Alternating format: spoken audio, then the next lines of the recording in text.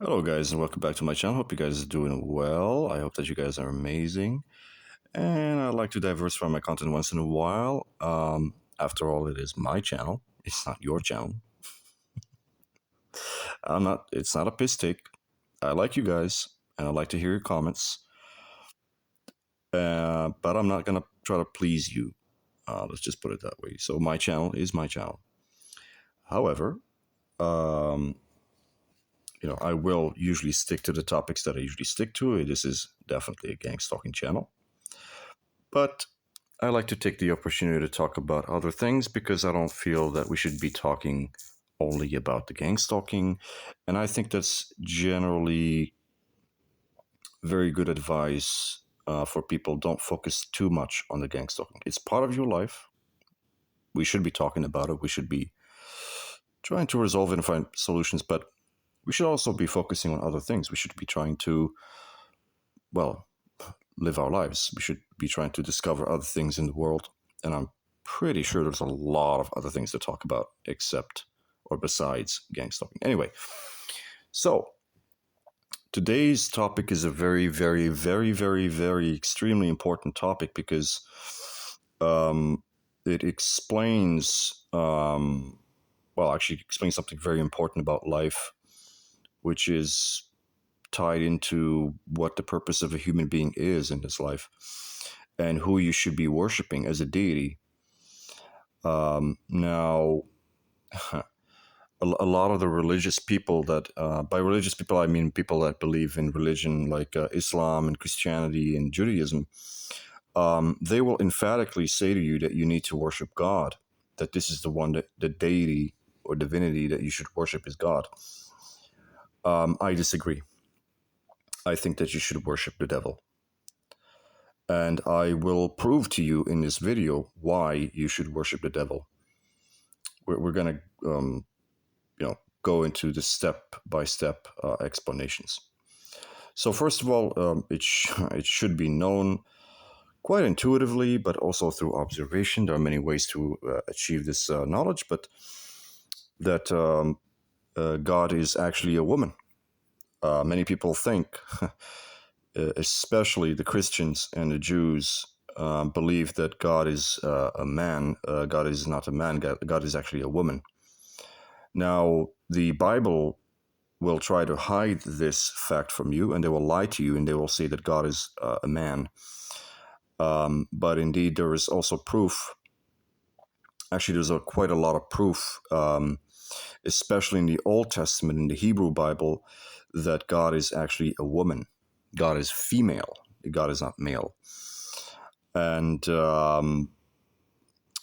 I can give you some proofs. The first proof would be that God is referred to as El Shaddai in the Hebrew Bible. And of course, if you dig deep enough, you will figure out that the word Shaddai means breasts or female breasts in the Hebrew language.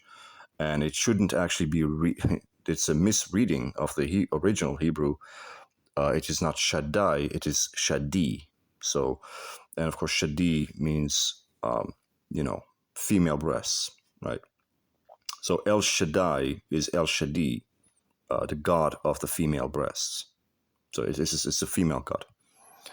And of course, it was also known that the Phoenician goddess Ashtaroth, or Ashtaroth, or whatever you want to call her, or Astarte, some people call her Astarte, um, she was being worshipped by people who were known as the cleavers of the sea, which of course we know in the Torah that in the 5 books of Moses, the story of the Jews cleaving the sea. They cleaved the Red Sea with the permission of God. And of course, God is this Asheroth, is the woman, right? Anyway, guys. So, of course, God has to be a woman because the only one who is creating anything in this world, this is simple observation as well, the only one creating anything in this world is not masculine. Men are not creating anything in this world. It's the women who create life in this world because the women are bringing life into this world. Last time I checked, I've never seen a man get pregnant and give birth to to children. Anyway, so we got that out of the way. So God is a woman, God is female. Theism, if you follow the religions, if you follow the belief in Judaism, Christianity, Islam, then you're essentially bowing down to a woman. You're bowing down to the female energy. You're bowing down to God. You're worshiping God. Okay. If this is what you want, you can follow this. But I think most of the jihadists and the people that end up fighting for Islam, they end up dead, and pretty horrible death. Actually, it's not nice. Thinking that they're going to go to paradise and get rewards, but it's never going to happen. By the way, because it's, what women typically do to all the beta males and the simps. If you're a simp or a beta male, and you bow down to the women going to trash your fucking ass. And we see this all the time. Beta male simps cowing down and bowing down to women, getting married, and they get, absolutely trashed. Then, she will be having sex with a real man behind closed doors and may even bring this man to the house. And the beta male will, unfortunately, be left out of the picture, taken advantage of, she'll take his resources and screw him over in multiple ways, and so on and so forth. So this is, religion. You believe in God, you worship and bow down to God, to the feminine energy, to the woman. You become a simp, a beta male, and you will, of course, pay the price. Like anyone, you have to pay the price. Because a woman is not going to respect someone that bows down to her. Actually, the woman should be bowing down to you. It is the woman bowing down to the devil, right? To the masculine energy. So God should be bowing down to the devil. And this is a fact. Thus saith the Lord. Anyway, so we got that out of the way. We talked about theism, religions, and all these things, and the female energy, the female God. So now we're going to talk about, as you can see here in the picture, I'm going to start digging into the real stuff, proving to you that the devil or Satan is the Lord of Lords. He is the one that should be worshipped. So we start with the alphabet. We got the alphabet. Everybody knows the alphabet. You've been at school, you've been in kindergarten, you know A, B, C, D, E, F, G. But where does A, B, C, D come from, guys? It comes from the Phoenician language or the Canaanite language. And this is where the alphabet comes from. And we have, of course, the first letter, which is alpha. And this alpha is coming from the Phoenician, as you can see here in the picture. It's called Aleph, right? And we usually, typically, even in our culture and just global culture in general, that in the English language, for example, that the word alpha or A or whatever is considered to be the best letter, the superior letter, because, you talk about alpha males, as in the superior males. We talk about A or type A personality, as in the best personality, the strongest personality. Class A is stronger or better than Class B or Class C or Class D. If you get an A on a test, then you have succeeded. You have gotten the best. You're an A+ student, means you're on top of the tree. All right, guys?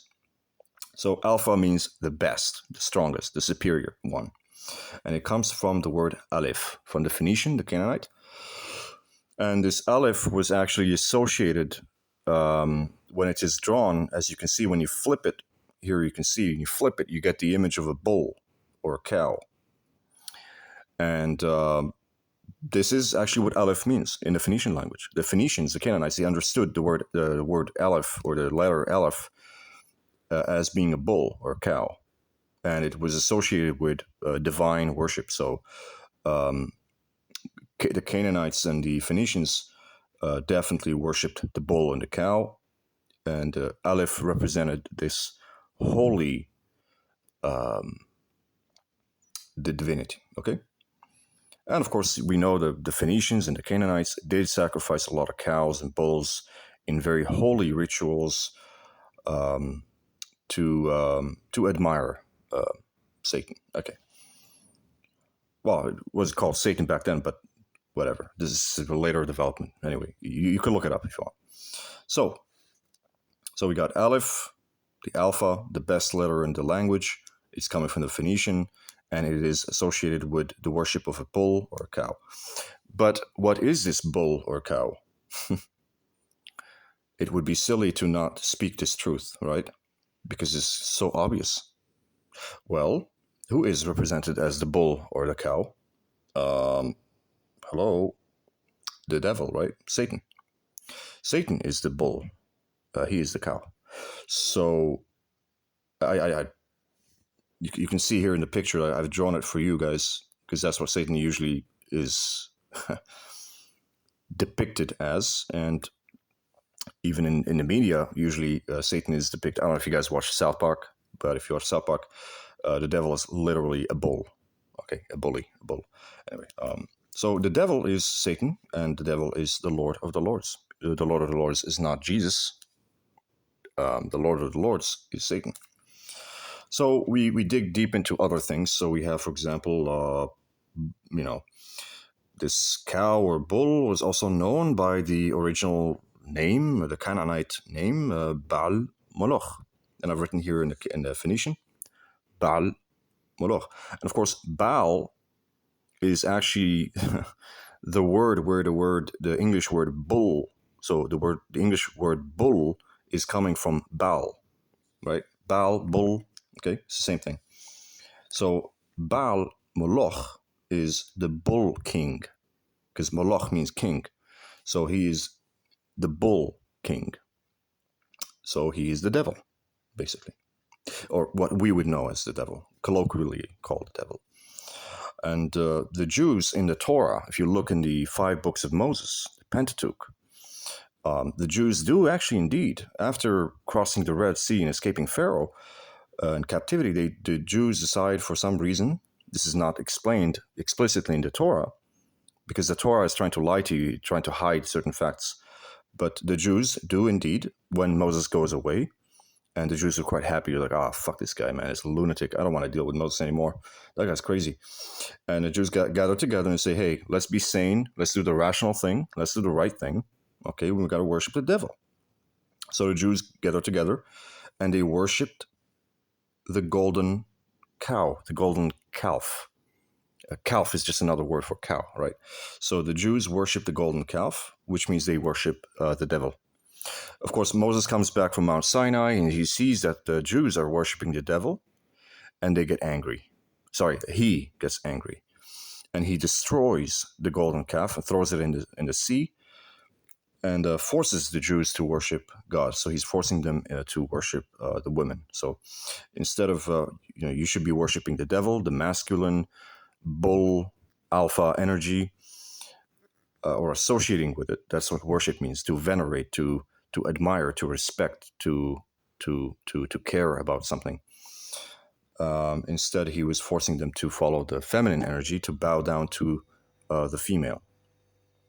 So think about it this way. I'm a little bit short on time, so I'm going to try to make this short. But think about a child. Let's say you have a son, right? And this son, he has 2 choices.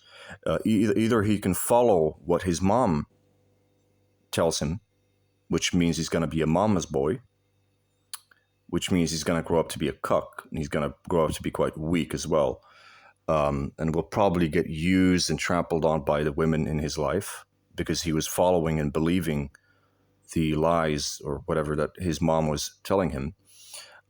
These people oftentimes grow up to be the colloquial nice guys. Nice guys finish last. They grow up to be nice guys. They're passive, they're meek, they're submissive, especially to women. And, some of them do grow up to be homosexuals as well, unfortunately. But either way, they follow what the mother said to them, their mama's boys. And as such, they grow up to have problems in later life. Not going to talk too much about that, but then you have the men who grew up with their fathers, and they followed their fathers' let's say commandments, or they associated more with their father and didn't really listen or take any heed to what their mother said. And these are usually the alphas. These are the men that do not grow up to be beta males or nice guys. Instead, they grow up to be alphas. So they're risk takers, leaders, dangerous, can be criminals, not necessarily criminals, but they can be criminals, sociopathic, antisocial, do not give a deed what their mother is saying or not saying. They will not listen to what their mother is saying. And the women in their lives, they do not listen to what the women in their lives say. They do not care. Obviously, for pragmatic reasons, they will definitely take care of the women in their lives, just because they might need to provide the resources for the woman and for the kids and that kind of stuff. But for pragmatic reasons, not because they care or listen to whatever this woman is saying, because they never grew up to follow they didn't worship God. Basically, they're devil worshippers. They worship the devil, right? So this is it. This is the proof and the evidence. Proof in the pudding. The evidence that the devil, Satan, is the Lord of the Lords. He is the real Lord. And hail Satan. Hail Satan. I've always known this fact for very long times. I could probably show you pictures of when I was 18 years old, and I took, I graduated from high school, and we had a photo shoot for a high school graduation, and I did definitely do the devil worship symbol back then, because I knew that I knew the truth. I've always known the truth, and I will always know the truth. And so I'm just sharing the truth with you guys. A lot of people don't want to listen to this thing, but I'm sorry, man. I think the evidence is pointing. I think all the evidence is suggesting that. I don't know, man. The evidence seems to suggest that we should be worshiping the devil and Satan, and that he is indeed the Lord of the Lords.